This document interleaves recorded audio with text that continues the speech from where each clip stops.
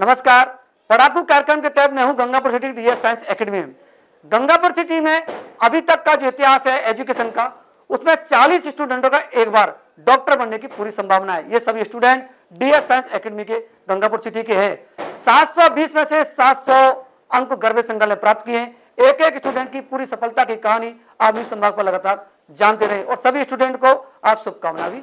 भरतपुर संभाग का संभावित टॉपर गर्भ सिंगल मेरे साथ है। गर्वित, आप अपनी सफलता के बारे में क्या हमारे दर्शकों को कहना चाहेंगे? जितनी भी जो सफलता है, ये इस सफलता का श्रेय मेरे इस डीएस इंस्टीट्यूट को देना चाहता हूँ। मैं अपने माता पिता को ये सारा श्रेय देना चाहता हूँ और साथ में अपनी मेहनत को भी देना चाहता हूँ। 720 में से 700 अंक इस स्टूडेंट को मिल सकते हैं। डीएस की जो एक्सपर्ट टीम है उसने आकलन किया है। आपके फादर क्या करते हैं? मेरे पिताजी लिंकन कंपनी के अंदर एमआर है सर। कितने भाई हैं आप? हम 2 ब्रदर्स हैं, एक तो मैं और एक मेरा ब्रदर पर्व सिंगल। आप सोशल मीडिया का यूज करते थे पढ़ते जब? नहीं सर। अच्छा बता, आप कितने घंटे पढ़ाई किया करते थे? कोई टारगेट था कि मुझे डॉक्टर बनना है? क्या तरीका था सर?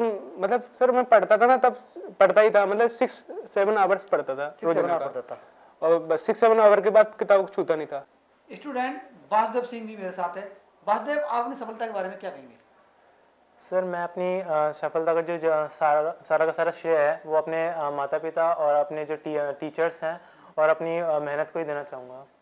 आपको कितने घंटे लगे पढ़ाई किया करते थे? क्या आपका तरीका था? सर मैं डेली मैं ज़्यादा नहीं पढ़ता था, बस 5 to 6 आवर मेरी पढ़ाई होती थी। और बस मैं जो टीचर्स जो हमें क्वेश्चन दिया करते थे क्लास के अंदर, मैं उन्हीं को सॉल्व करता था और साथ में 1-2 मॉड्यूल और देख लिया करता था। डीएस में ऐसा क्या जॉब अच्छा लगता है? कि सर जो फैकल्टीज़ हैं सर, वो उनको अपनी सब्जेक्ट के अंदर एक्सपर्टेंस, मतलब उनको वो अपनी सब्जेक्ट के अंदर एक्सपर्ट है। उनको मतलब ज़्यादातर जो क्वेश्चंस जो नीट में आते हैं उनको पता है कि मतलब किस लेवल के तो क्वेश्चंस आते हैं और मतलब कैसे हमें उनको सॉल्यूशन करना है। तो यहाँ के टीचर्स जो पहले से नीट के एग्जाम से पहले ही जो पेपर को एक्सपेक्ट करते हैं कि पेपर ऐसा आएगा, ऐसा काफ़ी क्वेश्चंस ऐसे भी है जो कि टीचर्स ने जो एक्सपेक्टेंस किया वैसे ही आए। और लास्ट टेस्ट सीरीज हुई थी यहाँ पे, उसका लेवल इतना था कि मतलब आधे से बच्चे डिमोटिवेट हो गए थे उसके अंदर। पर क्या बोलते हैं, वो आखिर में उमेश सर ने हमको ये बताया कि उस टेस्ट को देने से हमारा जो कॉन्फिडेंस बढ़ा, उससे ही हम नीट में अच्छे नंबर ला पाए। दिव्यांशु के पापा सरकारी स्कूल टीचर हैं। दिव्यांशु, आप डॉक्टर बन चुके हैं, इसके बारे में क्या कहेंगे? इसका पूरा श्रेय अपने माता पिता को देना चाहूँगा। उन्होंने हमेशा मुझे सपोर्ट किया, कभी मुझे किसी चीज़ के लिए प्रेशराइज नहीं किया और हर बार मेरा साथ दिया। आपके डाउट क्लियर कैसे होते थे आपको पता है? डाउट हमेशा टीचर अवेलेबल रहते थे, उन्होंने डाउट के लिए टाइम दे रखा था। कभी भी हम आ सकते हैं, स्कूल के बाद पूछ सकते हैं, क्लास में पूछ सकते हैं, तो डाउट की कभी कोई प्रॉब्लम नहीं हुई ज़्यादा। आप तो सोशल मीडिया यूज करते हैं? नहीं। कोई फेसबुक यूट्यूब कुछ भी नहीं? नहीं, यूट्यूब ऐसे चला लेते थे टाइम पास के लिए, पढ़ाई से बोर हो गए तो हाँ। स्टूडेंट शाश्वत अग्रवाल, इसके पापा भी निजी स्कूल में टीचर हैं। पापा आपके निजी स्कूल में टीचर है, तो आपको प्रेरणा कहाँ से मिली डॉक्टर बनने की? सर मतलब मैं 8th-9th क्लास से था, तब से मेरे को मतलब शौक था कि हाँ मेरे को बायो लेनी है। तो फिर सब लोग कहते थे हाँ नीट दो, मतलब ऐसा मेरा रुझान नहीं था कि डॉक्टर लाइन में जाना है मुझे। मेन मतलब टारगेट मेरा बायो के प्रोफेसर लाइन में था। लेकिन फिर जैसे 11th-12th में और बड़े थे और जाना, तो फिर पता चला हाँ डॉक्टर ही बेस्ट है। तो फिर आपको यहाँ क्या संस्थान मिला कि आप डॉक्टर बनना? यहाँ पे सब फैकल्टी वगैरह सब अच्छी है और सबसे ज़्यादा मैं अपना श्रेय तो अपने माता पिता को देना चाहूँगा। उन्होंने हमेशा मुझे मोटिवेट किया, ना कभी डिमोटिवेट किया। और सबसे मेन बात ये, हमें हमेशा मतलब रेगुलरिटी रखनी चाहिए। अगर अपन दिन में 3-4 घंटे पढ़ रहे हैं ना, तो फिर रेगुलर पढ़ो। ये ऐसा नहीं है एक दिन तो 8-10 घंटे पढ़ लिए फिर 5-6 दिन पढ़ ही नहीं रहे हैं। 3-4 घंटे, अगर 3-4 घंटे भी मिनिमम पढ़ रहे हो ना, लेकिन रेगुलर पढ़ो, ये है सबसे मेन बात। पढ़ाई में सफलता के लिए रेगुलरिटी बहुत जरूरी है।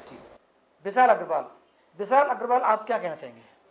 मैं इस सफलता का पूरी श्रेय मेरे माता पिता को और इस डीएस साइंस एकेडमी इंस्टीट्यूट को देना चाहूँगा। मैं एक ही बात कहना चाहता हूँ कि जब भी अपन पढ़ाई करते हैं तो जितने भी घंटे अपन पढ़ रहे हैं, 2, 4, 6, वो घंटे आपके इफेक्टिव होने चाहिए। उसमें ऐसा नहीं कि आप 6 घंटे पढ़ रहे हो तो उसमें से इफेक्टिवनेस आपकी 2 घंटे निकल रही है। अगर आप 2 घंटे भी पढ़ रहे हो तो रेगुलर रखो उसको, और वो 2 घंटे को ऐसा पढ़ो कि आप बाकी के घंटे आराम से एंजॉय कर सको। मतलब पढ़े जाओ बिल्कुल सिस्टम से पढ़े, हाँ, सिस्टम से मन लगा के पढ़ना चाहिए, मन लगा के पढ़ाई करनी चाहिए। विशाल का ही कहना है। आप कितने बहन भाई हैं? मेरी 2 सिस्टर है। वो क्या करती हैं? एक सिस्टर मेरी अजमेर सेंट्रल यूनिवर्सिटी में है और एक सिस्टर मेरी बीएड कर रही है। पापा क्या करते हैं? मेरे पापा प्रिंसिपल है। और माता जी? मम्मी घर पे रहती है, हाउस वाइफ। अर्पित शर्मा, आपका क्या पढ़ाई का तरीका था कि आप एक डॉक्टर बनने जा रहे हैं? तो सबसे पहले तो मैं आपका धन्यवाद देना चाहूँगा, आपने मेरे को मौका दिया बोलने का। तो सबसे पहला ये जो श्रेय है मैं डीएस साइंस एकेडमी की पूरी टीम को और ख़ासतौर से आशुतोष जी सर और हमारे जो भी फिजिक्स केमिस्ट्री बायोलॉजी के सारे टीचर उनको देना चाहूँगा।